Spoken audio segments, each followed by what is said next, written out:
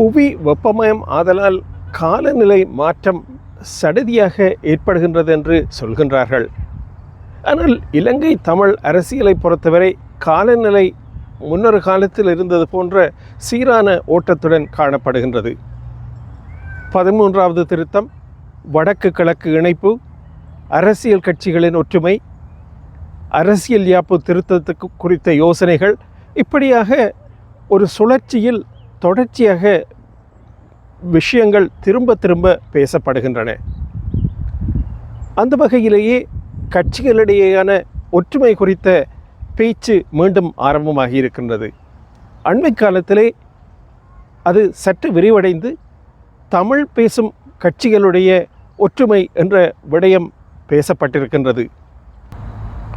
6 கட்சிகள் ஒன்றாக கூடி பேசியிருக்கின்றன. அது பலராலும் வரவேற்கப்பட்டிருக்கின்றது. கல்முனை உபபிரதேச செயலக விவகாரத்தில் ஒரு முடிவு எட்ட முடியவில்லை. வடக்கு கிழக்கு மாகாண இணைப்பு தொடர்பில் ஒத்த கருத்து கிடையாது. 13வது திருத்தத்தை அமுல்படுத்த கோரி டெல்லிக்கு கடிதம் எழுதிய போது கூட ரவு ஹக்கீம், மனோ கணேசன் போன்றவர்கள் கடைசி தருணத்தில் விலகிக் கொண்டார்கள்.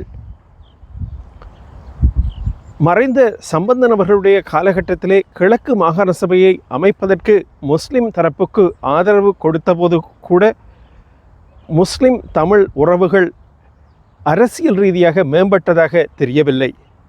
இப்படியான சூழலிலே மீண்டும் ஒற்றுமை குறித்து பேசுவது, ஒன்று திரண்டு செயற்பட போவதாக சொல்வது, இவையெல்லாம் போகாத ஊருக்கு தேடுகின்ற வழிகள் அல்லவா?